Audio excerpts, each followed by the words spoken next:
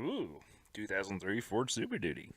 These trucks are quite nice. They have a strong following and a bulletproof. Oh God, it's got that engine!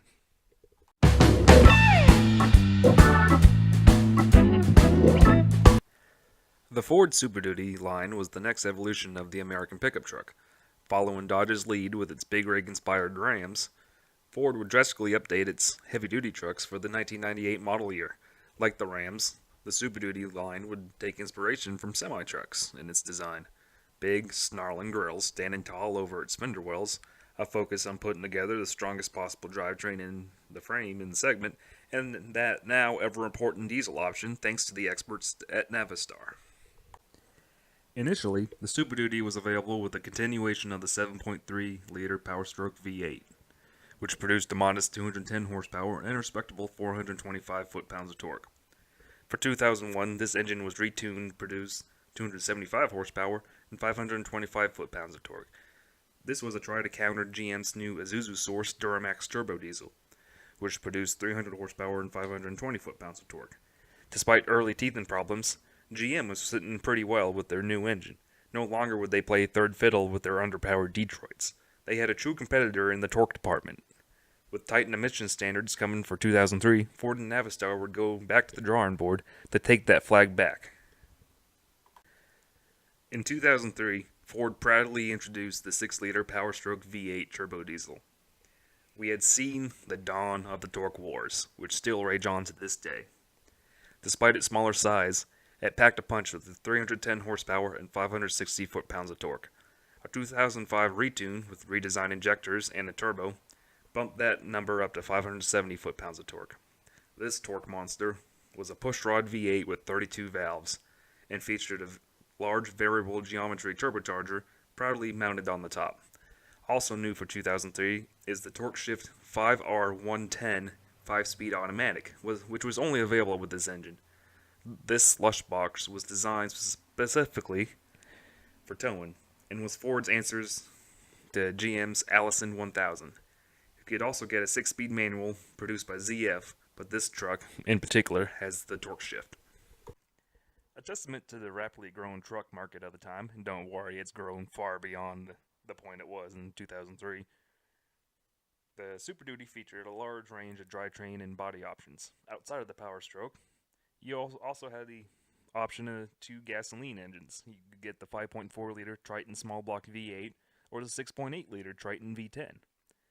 These engines had the tried and true 4R100's 4-speed automatic transmission hooked up to them. There was also the option of the 6-speed manual from ZF. You had the option of 4-wheel drive with either manual locking hubs or automatic electronically locking hubs. You had the choice of 3 cabs, the 2-door base, the extended Super Cab, or the 4-door SuperCrew. You also had your choice of beds, with a 6-foot, 8-foot, or the dually in F-350 or higher models. At the time, there were only trim levels. This would change in future models because Americans love options! The traditional base XL, mid-level XLT, and the top of the line Lariat. 4-wheel drive models had an optional FX4 off-road package. And now, let's get to this truck. This is a 2003 F-350 Super Duty Super Cab Lariat. It is a 2-wheel drive dually with that aforementioned 6-liter Powerstroke. This is a work truck through and through. It is owned by a race team and often hauls race cars and parts to the track. And while it's a fantastic hauler, due to the torque from the engine and that great transmission, it has one major flaw. That very engine that I have been hyping up this entire time. You see, the 6-liter Powerstroke, despite at the time making gains for Ford in the power and torque departments, is not fondly remembered among truck people. It was, and is, not a reliable engine, and that's a huge problem for a work truck. Work trucks are bought to be abused with hard work. Businesses and owners depend on their trucks working like clocks.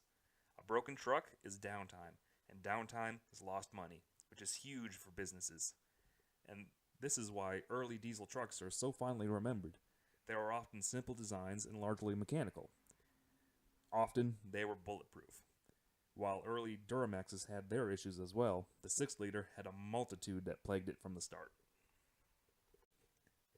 One of the biggest flaws of this engine was the EGR cooler. Often the in-block aluminum oil cooler would crack due to a multitude of heat cycles, and over time, this would lead to a mixture of oil and water. This would often lead to the EGR cooler failing itself. When this happens, it is not uncommon for it to take the head gasket with it. Another major failure point is the fuel injectors, due to poor quality materials during manufacturing. When this happens, the truck runs rough for a bit, and when the injector completely fails, the truck will not run at all.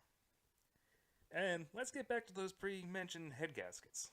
Ford used 4 bolts per head, and the EGR cooler failure, or aftermarket tuning, would stretch those bolts past their torque to yield points.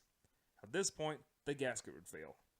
Either one of these failures is expensive to fix, mostly because this is not an easy engine to work on. Much like a cab over a truck or a van, much of the motor is buried in the firewall, which means access in the back of the motor is damn near impossible without pulling the whole cab off the truck. So yes, this truck has had a multitude of issues in the year and a half the owner has owned this truck. Every injector has had to have been replaced.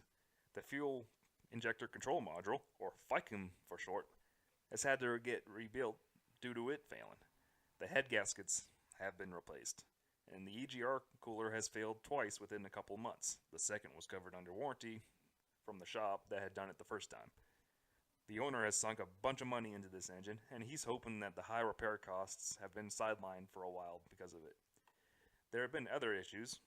Improper trailer braking, trust me, that controller is a must with the trailer.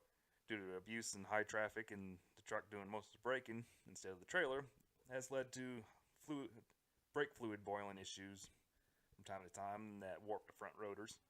Early on in ownership, the shock bushings had to get replaced, and for whatever reason, the passenger side door lock has decided to become an innie instead of an outie. That was kind of a weird play on words. Anyways, also at the time of filming, the flex hose leading to the turbo had developed a tear, but a new one was in order, and at the moment it wasn't really affecting performance. It was just monitoring oil levels at a constant basis. So yeah, unreliability is a major issue on a work truck. Constant repair costs, downtime, and even replacement vehicle costs wreak havoc on small businesses and owners alike. And that's why the 6-liter has such a terrible reputation. These engines were unreliable from the factory, and Ford and Navistar both suffered hits to their reputation because of it. Its replacement, the 6.4, was even worse. That engine was so bad with its internal failures, it killed Ford's relationship with Navistar for its pickup truck diesel engines. Ford had to step in 2011 with its own engine, and luckily for Ford, it has been much more reliable than the 6-liter and the 6.4. Diesel truck guys are very opinionated, and their fanboys is probably one that could put muscle car or import scenes to shame. Their fandom is built upon their truck being the biggest, the most powerful, and most importantly, the most reliable. You've seen those memes on Facebook, the interchangeable, Ford is great, Chevy's break down, Chevy is great, Ford's crap. Ones you've scrolled past because your humor is highbrow. A failure, trust me, and this engine was a big failure, gives the Chevy guys plenty of ammunition to lob at the Ford guys. No matter how good this truck tows, how good that torque shift transmission handles those heavy loads, this truck will forever be remembered as the same anger of diesel engines. Oh yeah, despite its issues, the 6-liter moves this truck swiftly. If you've never driven a truck this large, you'd be surprised by how swiftly this truck moves. You really feel that turbo kick in quickly. It'll really give you a punch in the back. Other than that, it turns like a boat, it rides rough. You're looking at a heavy truck designed for pulling trailers and not a freaking Cadillac. The interior is alright for the time, the rear seats are okay, and the rear seats fit my large frame fine, but you're still looking at a mid-2000s or early American interior. It's gray on gray on gray on gray.